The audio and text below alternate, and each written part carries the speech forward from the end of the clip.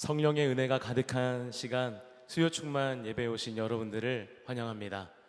오늘 예배를 통해서 주님의 뜻을 더 알고 주님과 더욱더 닮아가며 주님과 동행하는 우리들의 귀한 인생 되기를 소망합니다. 그 마음으로 함께 이 낮은 곳으로 오신 주님, 우리도 주님과 함께 그 낮은 곳으로 나아가기를 원합니다 하는 마음으로 함께 찬양하며 고백하겠습니다.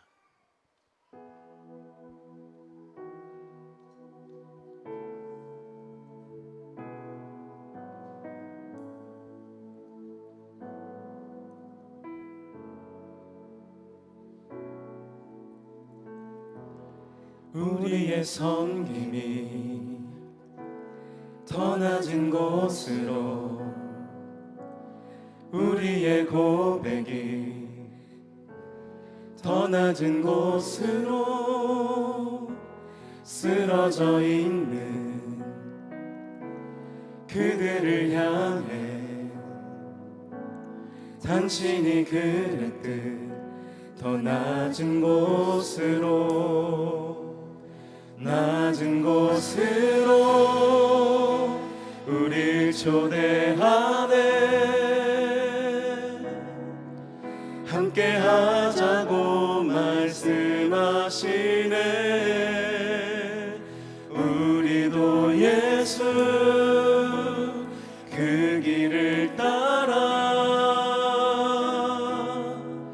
함께 가길 원하네.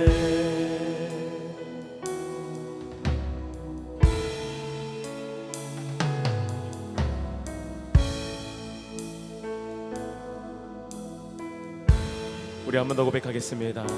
우리의 섬김이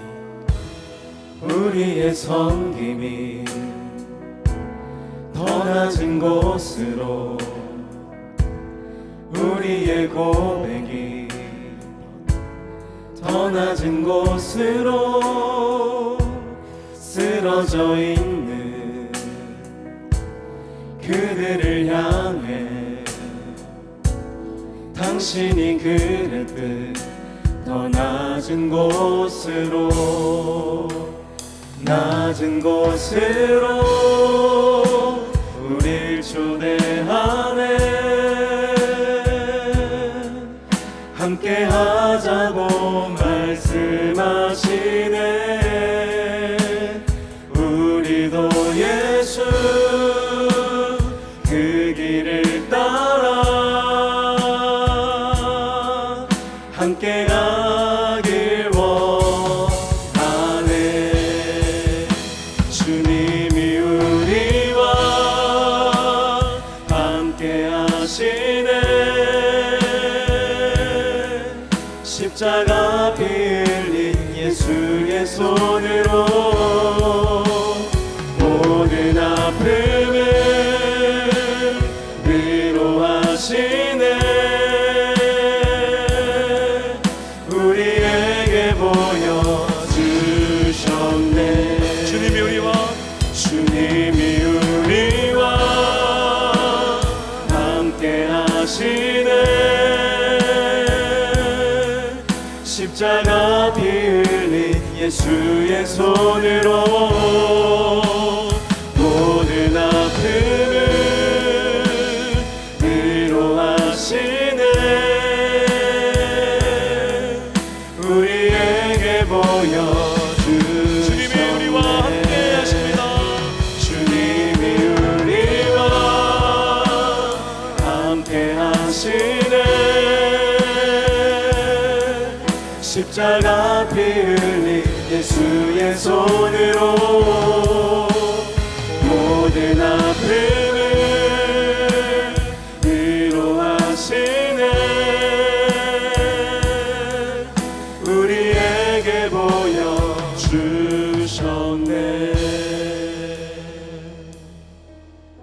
사랑하는 하나님, 사랑으로 이 땅 가운데 오셔서 낮은 곳으로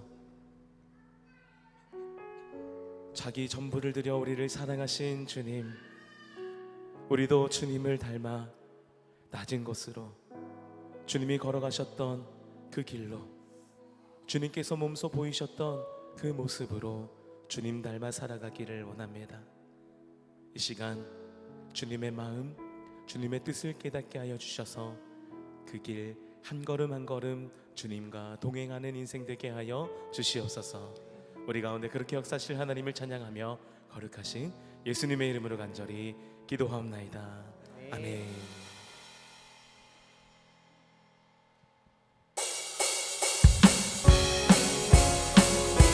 우리의 낮은 마음을 기뻐하시고 새 힘과 새 소망 주시는 주님 찬양합니다. 나의 가장 낮은 마음 주님께서 기뻐하시고 작은 일에 큰 기쁨을 느끼게 하시는도다. 내가 지쳐 무력할 때 주님 내게 힘이 되시고 아름다운 하늘나라 내 맘에 주시는도다. 우리에게 축복하신 하나님 사랑, 낮은 자를 높여주시고 아름다운 하늘나라 허락하시고 내 모든 것 예비하시네. 찬양함의 기쁨을 감사함의 평안을 간구함의 하나님 알도록 하셨네. 나의 가장 낮은 마음, 나의 가장 낮은 마음 주님께서 기뻐하시고 작은 일에 큰 기쁨을 느끼게 하시는도다. 내가 지쳐 무력할 때 주님 내게 힘이 되시고 아름다운 하늘나라 내 맘에 주시는도다. 우리에게 축복하신 하나님 사랑, 낮은 자를 높여주시고 아름다운 하늘나라 허락하시고 내 모든 것 예비하시네. 찬양함의 기쁨을 감사함의 평안을 간구함의 하나님 알도록 하셨네. 찬양함의 기쁨을 감사함의 평안을 간구함의 하나님 알도록 하셨네. 우리에게 축복하신 하나님 사랑, 낮은 자를 높여주시고 아름다운 하늘나라 허락하시고 내 모든 것 예비하시네. 찬양함의 기쁨을 감사함의 평안을 간구함의 하나님 알도록 하셨네. 찬양함의 기쁨을 감사함의 평안을 간구함의 하나님 알도록 하셨네. 할렐루야. 우리 인생 가운데 역사하시고 기쁨 주시는 주님께 영광의 박수 올려드립니다. 할렐루야. 우리 삶을 통하여 영광 받아주시옵소서. 아멘.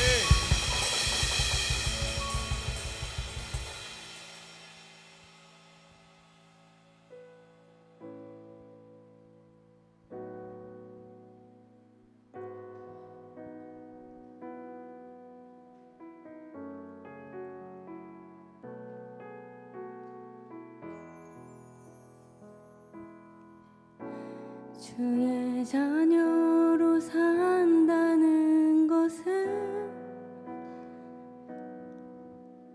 불 가운데로 걸어가는 것, 그 속에서 신실하게 날 지키시는 그 손길을 경험하는 것,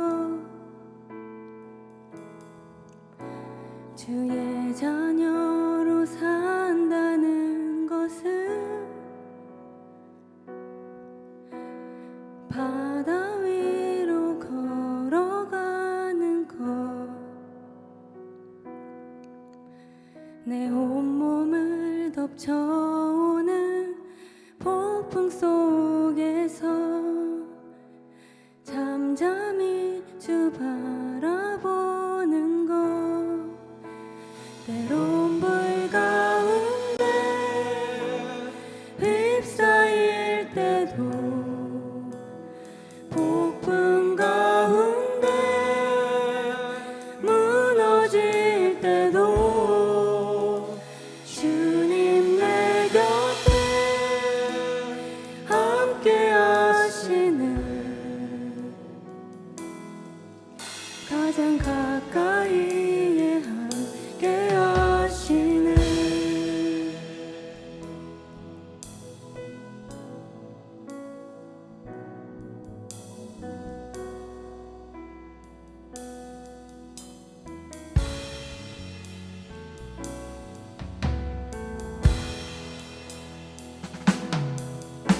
주의 자녀로 산다는 것은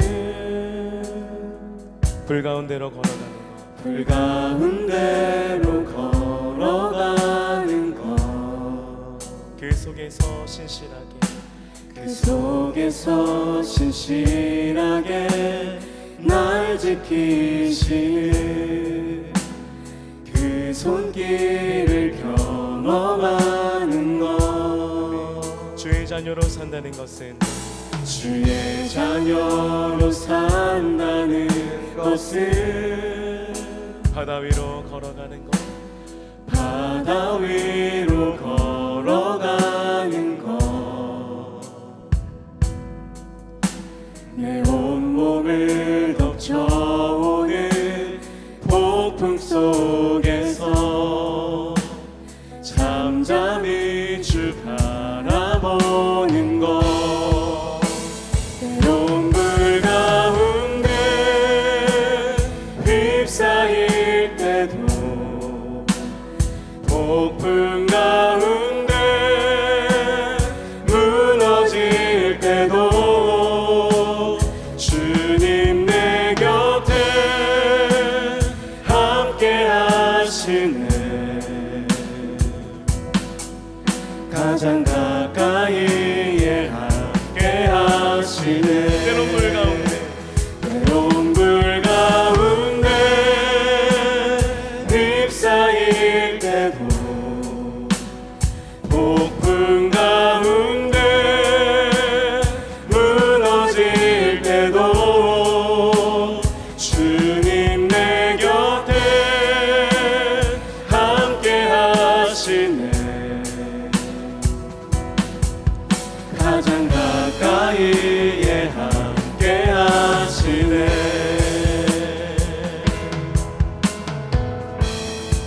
주의 자녀로 산다는 것은 주의 자녀로 산다는 것은 나도 그들을 용납하는 것, 나도 그들을 용납하는 것, 나를 위해 달리신 나를 위해 달리신 십자가 사랑, 그 사랑으로 살아가는 것, 주의 자녀로 산다는 것은 주의 자녀로 산다는 것은 주님과 함께 동행하는 것, 주님과 함께 동행하는 것, 주께서 지신 십자가 주께서 지신 십자가 기꺼이 지고 주와 함께 걸어가는 것, 때론 물 가운데 휩싸일 때도 폭풍 가운데 무너질 때도 주님 내 곁에 함께 하시네. 가장 가까이에 함께 하시네. 때론 물 가운데 때론 물 가운데 휩싸일 때도 폭풍 가운데 무너질 때도 주님 내 곁에 함께 하시네. 가장 가까이에 함께 하시네. 때론 물 가운데 때론 물 가운데 휩싸일 때도 폭풍 가운데 무너질 때도 주님 내 곁에 함께 하시네. 가장 가까이에 주님, 주님을 닮아 주님께 영광되는 귀하고 복된 인생 되기를 소망합니다. 밤이나 낮이나 밤이나 낮이나 어제나 오늘도 영원히 주만 찬양해.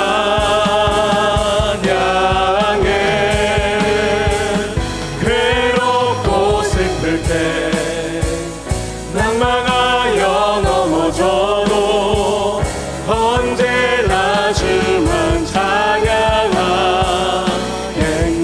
밤이나 낮이나 밤이나 낮이나 어제나 오늘도 영원히 주만 찬양해.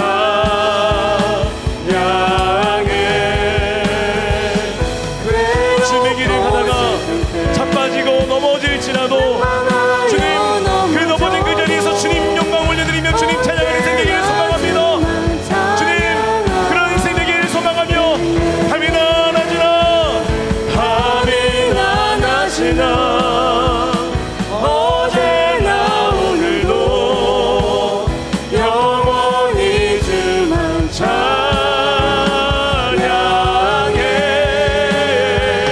괴롭고 슬플 때 낭망하여 넘어져도 언제나 주만 찬양하겠네. 밤이나 낮이나 어제나 오늘도 영원히 주만 찬양해.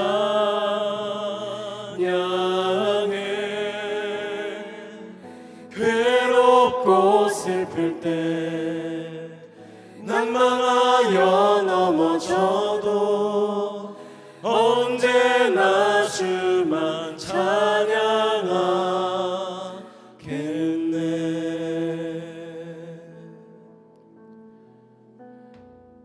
주님의 자녀로 산다는 것은 불 가운데로 뛰어드는 것이고 폭풍 가운데로 한 걸음 내딛는 것입니다. 벼랑 끝에서 그 벼랑 아래로 떨어지며 주님의 은혜의 손길을 경험하는 것, 내 힘, 내 뜻대로 되지 않는 우리의 인생 가운데에서 하나님의 힘, 하나님의 손길로 하나님의 역사가 이루어지는 것을 눈으로 보며 고백하고 주님 찬양하는 것, 이것이 주님의 자녀의 인생인 줄로 믿습니다. 주님, 우리가 그 길을 걸어가게 하여 주시옵소서. 가장 낮은 곳으로 오셔서 자기의 전부를 내어주신 주님을 닮아 우리도 주님을 따라 그 길을 걸어가게 하여 주시옵소서. 주 예수 그리스도를 닮아 주님의 제자로 주님께 영광 올려드리는 인생 되게 하여 주시옵소서. 함께 이 기도 제목을 가지고 간절한 마음으로 기도하시겠습니다. 사랑하는 풍성하신 하나님 아버지, 주님의 자녀로 우리를 불러주시며 우리를 구원하여 주신 주님의 은혜에 감사합니다. 하나님, 우리를 부르신 주님의 그 뜻을 따라 우리도 주님의 길을 걸어가기를 소망합니다. 가장 낮은 곳으로 오셔서 자기 몸을 내어주시며 전부를 내어주시고 하나님, 그것을 몸소 보이셨던 주님의 그 사랑을 닮아 우리도 사랑하며 우리도 용납하며 우리도 용서하며 하나님, 폭풍 가운데로 걸어갈지라도 물 가운데로 걸어갈지라도 그 폭풍 속에서 우리의 삶 가운데 역사하시고 우리를 베푸시는 하나님의 손길을 경험한 우리 생되게 하여 주시옵소서. 주님을 닮아 주님께 영광되는 생되기를 소망합니다. 우리의 생각, 우리의 영혼, 우리의 마음을 주장하여 주시사 주님을 더욱더 닮아가게 하여 주시고 주님을 더욱더 사랑하게 하여 주시며 주님과 함께 동행하고 주님께 영광 돌리는 귀한 복된 생되게 하여 주시옵소서. 거룩하신 하나님 아버지, 지난 한 주도 우리를 지켜주시고 말씀 안에서 살아가게 하신 은혜에 감사드립니다. 우리의 걸음이 위기 가운데에 때로 흔들리고 마음이 약해졌으나 하나님께서 우리를 붙들어 주시고 다시 일으켜 세워주셨음을 기억합니다. 이 시간 주님의 말씀을 통해 다시 한번 우리의 믿음을 강하게 붙들어 주시옵소서. 세상의 소리보다 주님의 말씀에 더 크게 반응하게 하시고 그 말씀을 통해 깨닫게 하시며 그 깨달음이 우리의 삶으로 이어지는 복으로 다가올 수 있도록 주님의 은혜를 허락하여 주시옵소서. 이 시간 우리 모두에게 성령으로 임하여 주셔서 하나님이 기뻐하시는 거룩한 예배 되게 하여 주실 것을 믿사오며 우리 주 예수 그리스도의 이름으로 기도드립니다. 아멘.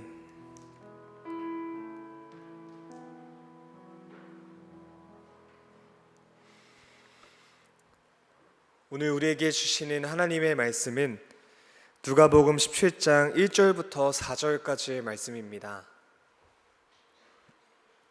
오늘 우리에게 주시는 하나님의 말씀은 누가복음 17장 1절부터 4절까지의 말씀입니다. 함께 합독하시겠습니다. 예수께서 제자들에게 이르시되 실족하게 하는 것이 없을 수는 없으나 그렇게 하게 하는 자에게는 화로다. 그가 이 작은 자 중에 하나를 실족하게 할진대 차라리 연자맷돌이 그 목에 매여 바다에 던져지는 것이 나으리라.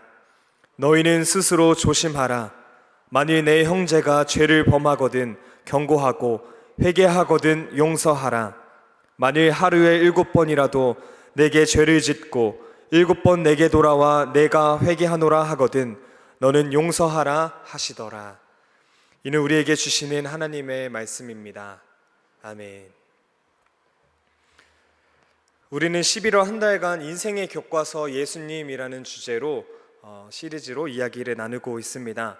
사람들은 인생에서 정답은 없다고 이야기하지만 신앙인에게는 이 삶의 정답이 있죠. 바로 인생의 교과서 대신 예수님의 삶과 예수님의 가르침입니다.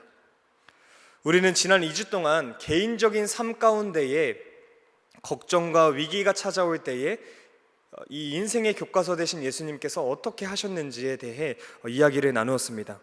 오늘은 인생의 교과서 예수님 이 세 번째 시간으로 개인의 문제를 넘어서 이 공동체의 문제, 즉 다른 이들과의 관계를 어떻게 세워가야 하는지에 대한 예수님의 가르침에 대해서 이야기를 나누어 보려고 합니다. 우리는 지금 경쟁이 일상이 된 시대를 살아가고 있습니다.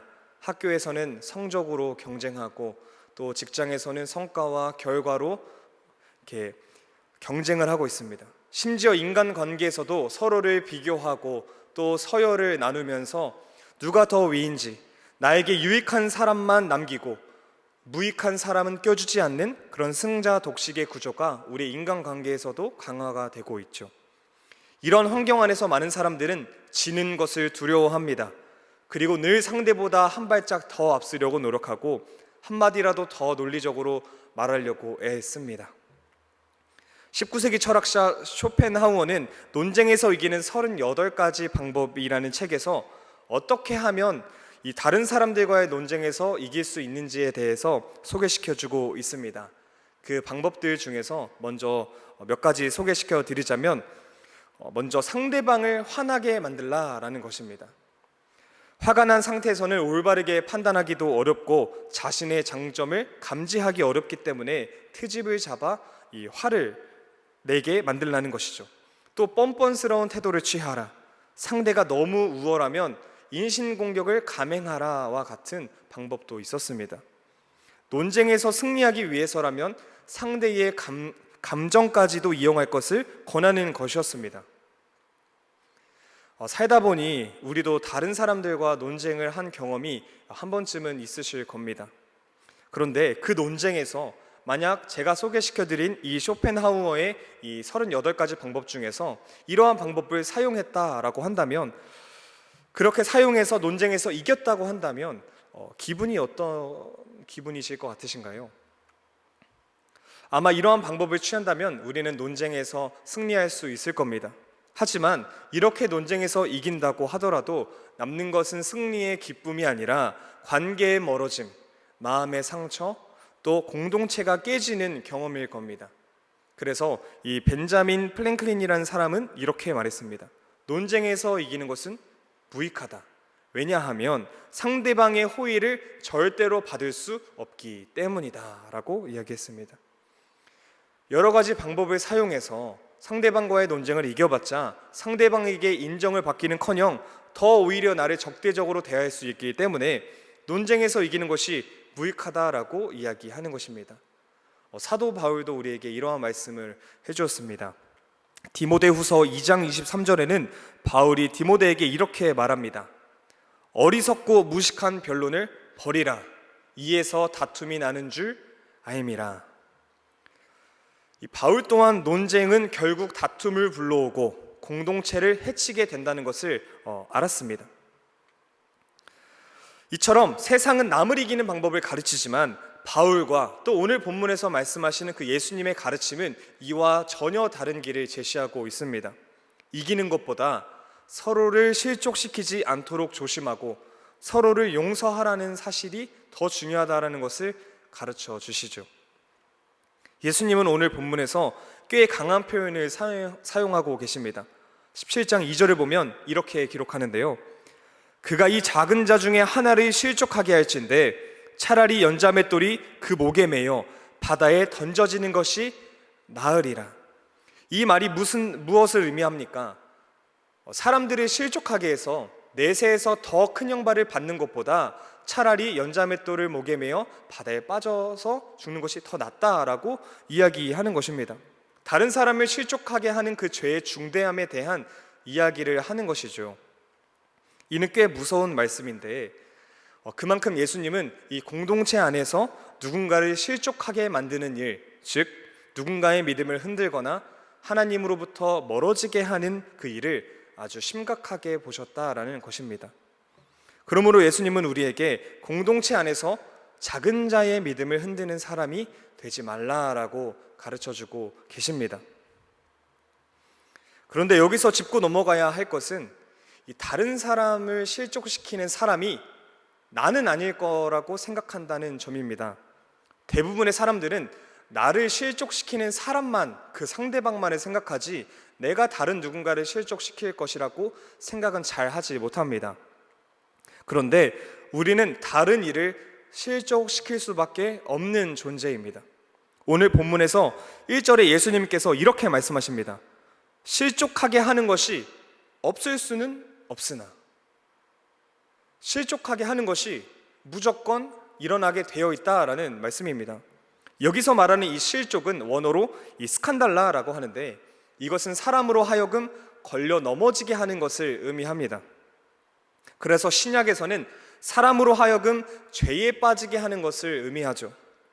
다시 말해서 예수님은 다른 사람을 죄에 빠지지 말게 해야 되고 다른 사람을 걸려 넘어지게 하지 말아야 하지만 그것이 우리의 삶에 전혀 없을 수 없다라고 이야기하는 것입니다. 왜냐하면 이 세상에는 이미 죄가 들어와 있고 우리들에게도 죄와 연약함이 있기 때문에 우리는 다른 이들도 죄에 빠뜨릴 수밖에 없는 존재라는 것이죠. 즉 우리는 죄를 지을 수밖에 없는 연약한 존재이기 때문에 다른 누군가를 실족시킬 수밖에 없다라는 것입니다. 특별히 예수님은 오늘 말씀에 이 작은 자를 실족시키지 말라고 하셨는데, 우리는 작은 자들에게 더 쉽게 이 실족을 주는 경향이 있기 때문이죠. 우리는 우리보다 큰 자라고 할 수 있는 영향력 있는 사람, 또는 직장 상사와 같은 우리보다 더 크다고 느껴지는 그 자들에게는 예의를 지킵니다. 하지만 때로 집에서 가족들에게 날카로운 말들을 쏟아내고, 또 나보다 상대적으로 작다고 여겨지는 자들에게는 더 쉽게 말을 하고 더 쉽게 행동을 하게 되죠. 제자들도 이랬습니다. 제자들도 어린아이들이 예수님께 찾아올 때에 그 어린아이가 예수님께 오는 것을 금하였습니다. 또한 맹인 바디메오가 예수님이여 나를 봐주소서 하면서 외치면서 예수님께 다가가려고 했을 때 많은 사람들은 그를 꾸짖었습니다. 만약 예수님께 다가오려고 했던 그 사람이 어린아이가 아니라, 맹인 바디메오가 아니라 만약 영향력 있는 사람이었다면 제자들이나 많은 사람들이 그를 오지 못하게 하고 꾸짖었을까요? 아마 그러지 못했을 것입니다. 예수님은 이러한 우리의 연약함, 그 지점을 알고 계셨던 것입니다. 그렇다면 여기서 한 가지 질문이 생기는데요. 우리는 다른 이들을 실족하게 할 수밖에 없는 존재라면 예수님의 가르침을 실천할 수 없는 것일까 하는 질문입니다. 오늘 말씀은 어차피 실족은 일어나니까 그냥 마음대로 살아도 된다라는 이런 허용의 말씀이 아니었습니다. 우리는 완벽하지 않기 때문에 누군가를 넘어뜨릴 수 있음을 알아야 된다라는 것이죠. 그래서 예수님은 1절 후반절에 이어서 이렇게 말씀하고 계십니다. 그렇게 하는 자에게는 화로다. 실족은 완전히 우리 삶에 제거할 수 없지만, 그렇다고 실족시키는 태도와 마음을 방치해서는 안 되고, 우리가 화를 당하지 않기 위해서 우리의 말과 태도를 조심해야 된다라고 예수님께서는 우리에게 가르쳐주고 계십니다. 그래서 3절에 예수님께서 너희는 스스로 조심하라 라고 이야기하시죠. 너희는 스스로 조심하라. 이 짧은 문장 안에 예수님의 의도가 아주 강하게 담겨 있는데, 너희는 스스로 조심하라 이 문장을 원어적으로 보면 이건 단순히 주의를 주는 것이 아니라 깨어서 정신 차리고 너 자신을 깊이 돌아보라 라는 의미가 담겨 있습니다. 강한 의미가 담겨 있습니다. 다른 사람들에게 실수하지 않도록, 그래서 내가 화를 당하지 않도록 정신을 똑바로 차리라 라고 이야기하는 것입니다. 여기서 중요한 포인트는 내가 조심해야 된다라는 것입니다. 내가. 우리는 실수와 실족의 출발점이 나에게 있다라는 것을 잊기 쉬운 존재이기 때문이죠. 사람은 남의 약점과 그 허점, 허물을 찾는 것은 정말 잘하지만 자신의 허물을 발견하기는 참 어렵습니다. 그래서 예수님께서도 마태복음 7장 3절에서 5절 말씀에 이렇게 말씀하셨습니다. 어찌하여 형제의 눈 속에 있는 티는 보고 내 눈 속에 있는 들보는 깨닫지 못하느냐? 보라, 내 눈 속에 들보가 있는데 어찌하여 형제에게 말하기를 나로 내 눈 속에 있는 티를 빼게 하라 하겠느냐? 외식하는 자여, 먼저 내 눈 속에서 들보를 빼어라. 그 후에야 밝히 보고 형제의 눈 속에서 티를 빼리라. 우리는 남의 잘못이나 지적은, 이 부족함은 쉽게 지적하면서 정작 자신의 말과 행동이 얼마나 상처를 주고 있는지, 내가 작은 자에게 얼마나 함부로 대하고 있는지, 얼마나 하나님 앞에서 정직하게 생활하지 못하는지 돌아보지 못할 때가 참 많습니다. 이런 상태에서 남을 향한 충고를 하거나 또 평가를 할 때에 아무리 우리가 선한 의도를 갖고 말을 한다고 할지라도 다른 사람의 믿음을 흔들고 상처를 줄 수 있기 때문에 예수님은 스스로를, 또 나를 조심하라고 하신 것이었습니다. 이처럼 누군가를 실족시키는 것은 이 거대한 사건이 있어야만 발생하는 것은 아닙니다. 실족의 시작은 언제나 크진 않죠. 물론 공개적인 싸움이나 공개적인 이 논쟁으로부터 비롯되기도 하지만, 나조차 그렇게 하지도 못하면서 은근히 정죄하거나 오히려 사소한 말 한마디에서 이 실족이 시작되는 경우가 대부분입니다. 무심코 던진 말 한마디일 수도 있고, 뒷담화나 남을 향한 섣부른 판단, 혹은 상대방에 대한 무심한 태도일 수도 있습니다. 꼭 대놓고 욕하거나 폭력적인 것이 아니라고 할지라도 은근히 빈정거리는 말투라던가 이 상대방을 향한 이런 무시하는 눈빛 다 해당이 되는 것이죠. 그래서 가끔 사람들은 이렇게 말합니다. 내 감정에 솔직한 것이 죄인가요? 자신의 감정에 솔직한 것은 이 정직함이라는 좋은 무기로 이어질 수도 있긴 하지만 때로는 솔직함에도 지혜가 필요합니다. 솔직함이 상대방에게 상처를 주는 이 방식으로 표현이 된다고 한다면 그건 지혜롭지 못한 남을 실족시킬 수 있는 것일 수 있기 때문이죠. 저는 이 부분을 이제 설교를 작성하면서 스스로 이러한 질문이 또 들었습니다. 다른 사람을 실족시키지 않기 위해서 그렇다면 우리는 모두를 만족시켜야 하는가? 이러한 질문이 제 안에 의문으로 남았죠. 당연히 모두를 만족시킬 수는 없습니다. 사람마다 생각하는 바가 다르기 때문에 누군가는 A가 정이고 선행이라고 생각한다고 할지라도 누군가는 B가 선행이고 정이라고 생각하기 때문에 제가 아마 A나 B 둘 중에 어떤 것을 선택해서 한다고 한다면 모두를 만족시키지는 못할 겁니다. 예를 들어서 어느 건물에 들어갈 때에 제가 먼저 문을 열고 들어가는데 뒷사람이 들어오고 있는 겁니다. 그런데 저는 뒷사람이 들어올 때까지 문을 잡아주는 것이 에티켓이라고 생각해서 뒷사람이 들어올 때까지 문을 잡아주는 경향을 가졌는데요. 제가 이것에 관련해서 예전에 이런 이야기를 들은 적이 있습니다. 뒷사람 문을 잡아주는 것이 나에게 빨리 오라고 말하는 그 무언의 압박처럼 느껴지기도 하기 때문에 불편함을 느끼는 사람 또는 누군가를 기다리게 했다라는 부담감을 주어서 불편해하는 사람들도 있다라는 것을 제가 들은 적이 있습니다. 이것이 옳고 그른 것을 떠나서 제가 선행으로 생각하여 뒷사람의 문을 잡아주었는데 그 사람을 불편하게 했다면, 그 사람이 불편함을 느꼈다면 그 사람을 실족시키는 것인가 하는 질문이 제 안에 생겨나게 됐다는 것이죠. 이 논리를 확장하여서 우리가 이 가정에서 이 자녀를 교육할 때, 훈육할 때에 이 자녀가 상처를 받았다고 한다면 또는 직장에서 직장 후배에게 무언가를 가르쳐주고 제대로 된 피드백을 주기 위해서 이 지적을 할 때에 또는 친구나 동료들이 잘못된 길을 가고 있을 때 잘못되었다고 말하지 않습니까? 그럴 때에 그 사람들이, 자녀들이 또 직장 후배가 또 친구나 동료가 상처를 받는다고 한다면 우리는 과연 그들을 실족시키는 것인가 하는 질문이 생겨나게 되는 것입니다. 위에 언급했듯이 우리는 옳은 말을 할지라도 솔직한 우리의 감정을 이야기를 할지라도 지혜로운 말과 가르침이 필요합니다. 하지만 그렇다고 해서 모두를 만족시키기 위한 말을 해야 되는 것은 아닙니다. 왜냐하면 이 실족시킨다라는 것은 단순히 누군가를 감정적으로 불편하게 만드는 것이 아니라 그 사람을 하나님으로부터 멀어지게 하는 일을 의미하기 때문이죠. 다시 말하면 실족시킨다라는 것은 감정의 문제가 아니라 믿음의 문제인 것입니다. 물론 작은 감정으로부터 우리의 실족이 시작될 수는 있습니다.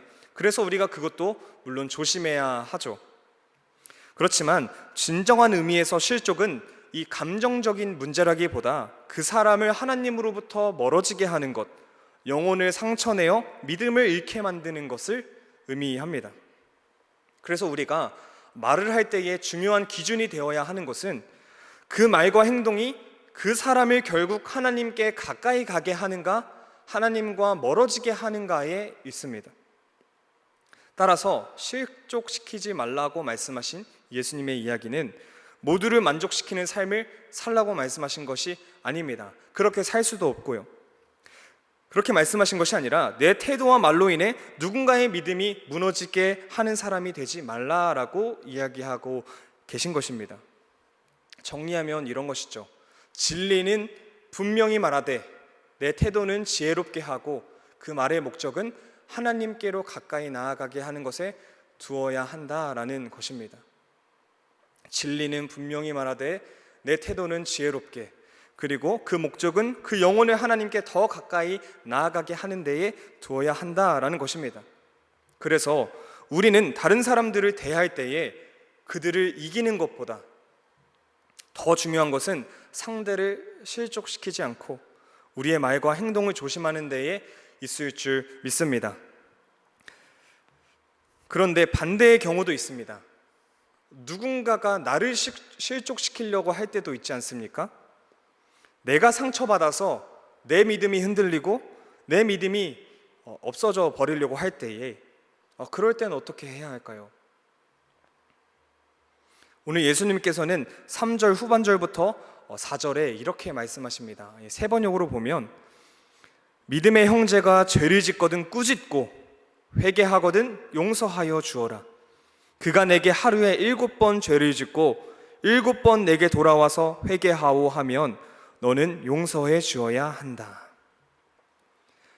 여기서 중요한 것은 꾸짖음과 이 용서가 적절하게 이루어져야 한다라는 것입니다.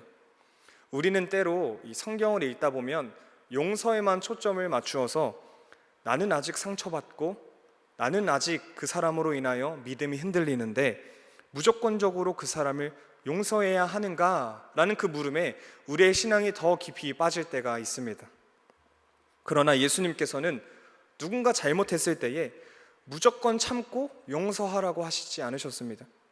죄를 지은 형제에 대해서는 참고 견디며 모른 채 하는 것이 아니라 사랑을 가지고 그 잘못을 꾸짖어야 한다라고 가르쳐주고 계시죠. 그리고 예수님께서는 거기에 덧붙여서 만약 꾸짖음을 받은 형제가 회개하거든 용서해 주어라 라고 하시는 것입니다. 여기서도 전제가 있죠. 진정한 회개, 그가 회개하거든 용서해 주어라. 그런데 만약 그들이 꾸짖음을 받고 회개한다면 예수님께서는 계속해서 끝없이 용서해 주어야 한다고 말씀하고 계십니다. 7번 죄를 짓고 7번 돌아와서 라고 예수님께서 언급하고 있는데 이는 숫자적으로 7번만 용서하라고 하신 것이 아니라 히브리인에게 7이라는 숫자는 완전수이자 무한수이기 때문에 끝없는 용서에 대해서 이야기하고 계신 것입니다. 그런데 사실 용서한다라는 것이 참 어렵지 않습니까? 특히 나에게 상처 준 사람, 나에게 죄를 지은 사람에게 내가 상처를 받았는데 그것을 용서한다라는 것이 참 어렵습니다. 제 친구 중에 무엇을 사면 꼭 한 입만 달라고 하는 친구가 있었습니다. 그 아이스크림을 사도 한 입을 달라고 하고요, 과자를 사도 꼭 한 입만 달라고 하는 친구였습니다. 그 친구가 어느 날 라면을 먹게 되었는데 그 친구랑 이제 라면을 먹을 것이냐 물어봤더니 먹지 않는다고 합니다. 한 입만 달라고 할 것 같아서 다시 한번 생각해 보아라 라고 이야기를 했는데 먹지 않는다고 하는 겁니다. 그래서 제 라면만 사서 제 라면만 맛있게 끓였죠. 근데 그 친구가 뭐라고 말씀하시는지 아십니까? 한 입만 달라고 하는 것이었습니다. 이렇게 맛있게 끓인 이 라면을 한 입 뺏어가는 것도 용서가 잘 안 되는데 나에게 죄 지은 사람을 용서한다라는 것이 참 어려운 일이죠. 그럼에도 불구하고 예수님은 용서하라고 하십니다. 그 이유는 간단합니다. 예수님께서 우리에게 그렇게 하셨기 때문입니다. 예수님께서 우리를 먼저 용서하셨기 때문에 용서하라고 하실 수 있는 것이죠. 우리는 매일 죄를 짓고 우리는 매일 예수님을 십자가에 못을 박습니다. 그러나 예수님께 돌아와 회개하고 돌이키기만 한다면 하나님은 매번 용서하시죠. 그렇기 때문에 예수님의 제자라면 그가 보여주신 그 본이 되신 그 예수님을 따라 용서하며 살아가야 하는 것입니다.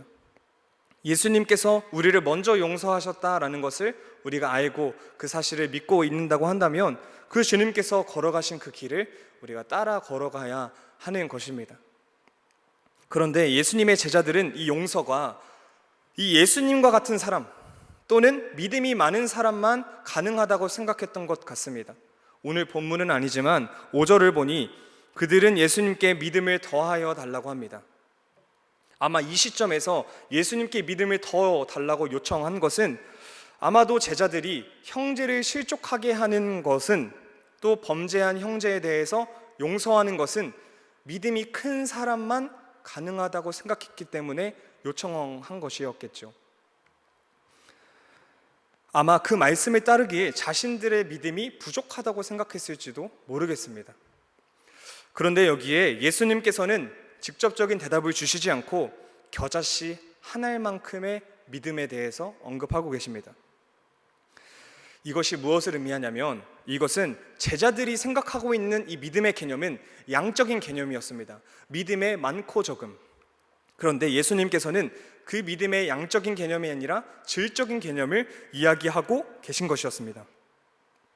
제자들은 믿음을 더하여 달라고 요구하면서 믿음의 양에 초점을 맞추고, 나는 아직 믿음이 적어서, 저는 아직 믿음이 크지 않아서 못합니다. 우리들도 이럴 때 있지 않습니까? 저는 믿음이 적어서, 저는 믿음이 아직 크지 않아서, 저는 용서하지 못하고, 저는 아직 헌신하지 못합니다. 저는 어렵습니다. 그런데 예수님은 그 믿음의 양이 아니라 믿음의 질에 대해 이야기하고 있습니다. 겨자씨 한 알만큼의 그 믿음만 있어도 뽕나무더러 뽑혀서 바다에 심겨져라 하면 그대로 될 것인데, 우리도 그 작은 믿음, 예수님께서 우리를 용서하셨다는 그 사실, 예수님이 우리의 구세주 된다라는 그 사실을 그냥 믿기만 한다면, 믿음의 많고 적음이 아니라 그 사실을 믿기만 한다면 우리도 반드시 용서할 수 있다라고 이야기하는 것입니다. 사랑하는 성도 여러분, 세상은 우리에게 이기는 법을 가르쳐 주려고 합니다. 그래서 그에 따라 우리도 이기려고 많이 애를 씁니다. 한 주간 우리의 삶을 되돌아보면 우리의 말은 다른 사람들의 영혼을 세워주고 칭찬해주고 하는 것보다 다른 사람을 이기기 위해 더 노력했는지도 모르겠습니다. 내가 조심해야 한다고 생각하기보다 저 사람이 조심해야지 생각했을지도 모르겠습니다. 그러나 예수님은 오늘 본문을 통해 우리가 상대방을 이기는 것이 아니라 그것보다 더 중요한 공동체를 세우고 다른 이들과 함께 살아가는 법에 대해서 가르쳐 주셨습니다. 예수님은 오늘 3가지 공동체 원칙을 이야기하셨죠.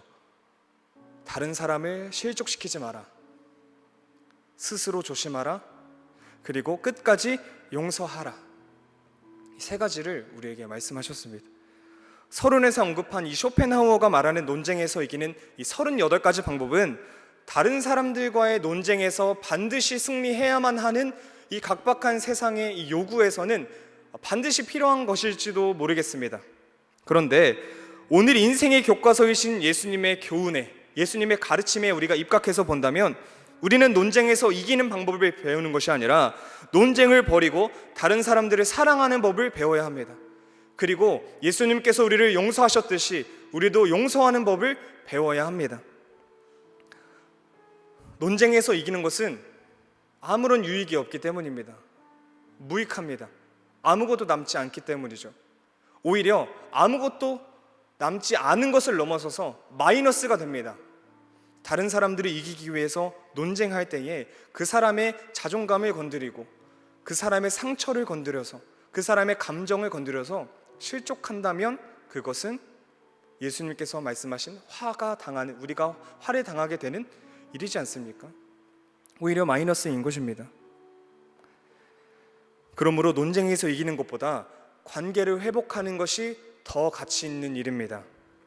겸손하게 자신을 살피고 예수님께서 우리를 용서하셨듯이 실수한 형제, 범죄한 형제를 용서하고 다른 이들의 믿음을 지켜주기 위해 우리의 말과 우리의 태도와 우리의 행동을 다스릴 수 있다고 한다면 그 공동체는 반드시 무너지지 않을 겁니다. 그리고 그렇게 한다면 공동체의 유익뿐만 아니라 우리에게도 유익이 찾아옵니다. 왜냐하면 용서할 때에 우리의 삶에도 자유로움이 찾아오기 때문입니다. 우리가 생각할 때 용서를 해준다라는 것은 그 사람에게 자유로움을 선물한다고만 생각하지만 우리도 그 사람을 증오하는 마음과 원망하는 마음과 미워하는 마음으로부터 용서할 때에 자유로워지기 때문에 우리에게도 유익인 것이죠. 결국 예수님의 가르침은 관계를 살리는 동시에 나를 살리기도 하는 삶의 규범인 것입니다. 바라기는 우리가 이기려고 애를 쓰는 것이 아니라 누군가에게 상처를 줬다면 용서를 구하고, 상처를 받았다면 용서하고, 넘어져 있다면, 넘어진 자가 있다면 일으켜 세우며 작은 자를 보호하는 우리가 되기를 소망합니다. 그리하여서 세상의 방식이 아니라 예수님의 방식으로, 또 말로 이기는 인생이 아니라 사랑으로 이기는 저와 성도님들 되시기를 기도하겠습니다. 우리 함께 결단 찬양 부르시며 결단하고 기도하겠습니다.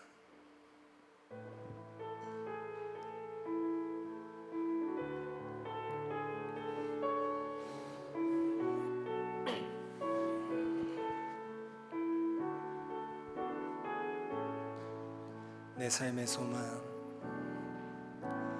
내 삶의 소망, 내가 바라는 한 분, 예수 닮기를 내가 원하네. 한없는 사랑, 풍성한 긍휼, 예수 닮기를 내가 원하네. 예수 닮기를, 예수 보기를, 예수만 높이길 내가 원하네. 내 평생 소원, 예수 닮기를, 예수만 닮기를 내가 원하네.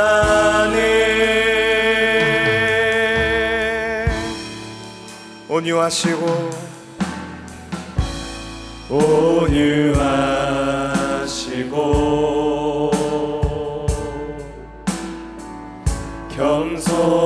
겸손하신 성부,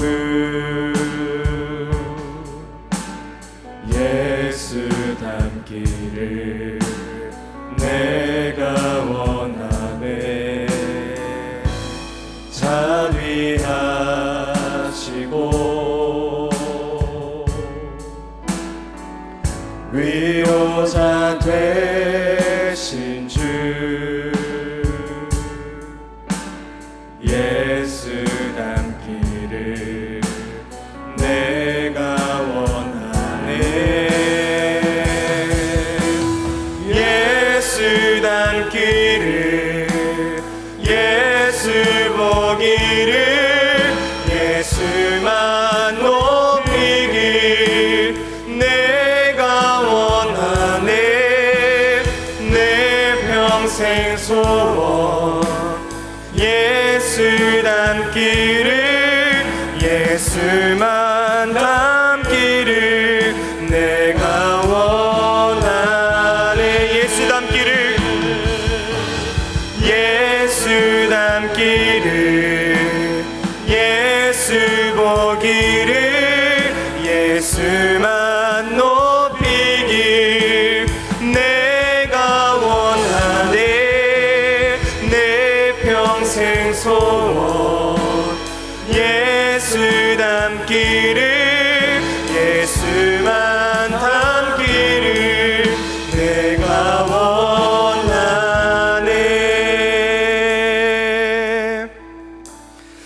시간 함께 기도하길 원합니다. 주님, 우리는 종종 논쟁에서 이기고 말로 앞서가는 것을 성공이라 생각하며 그렇게 살아갈 때가 참 많습니다. 그러나 오늘 주님은 이기는 것이 중요한 것이 아니라 서로의 마음을 살피며 믿음을 지키는 것이 더 중요하다고 말씀하셨습니다. 우리가 이러한 말씀을 붙들고 주님, 우리의 말과 태도 행동이 누군가의 믿음을 흔드는 도구가 되지 않게 하여 주시옵소서. 상대방을 향해 눈을 들기 전에 먼저 나를 돌아보게 하셔서 나를 점검하고 나를 조심하게 하여 주시옵소서. 우리가 예수님께서 우리를 용서하셨듯이 용서할 수 있는 그 믿음을 허락하여 주시옵소서. 주님, 우리의 교회와 가정과 모든 관계를 붙들어 주시고 오늘 말씀처럼 실족시키는 사람이 아니라 사람을 살리고 또 나를 살리는 사람이 되게 하여 주시옵소서. 우리 이러한 기도 제목 가지고 주님의 이름 3번 부르시고 합심하여 기도하시겠습니다. 주여, 주여, 주여.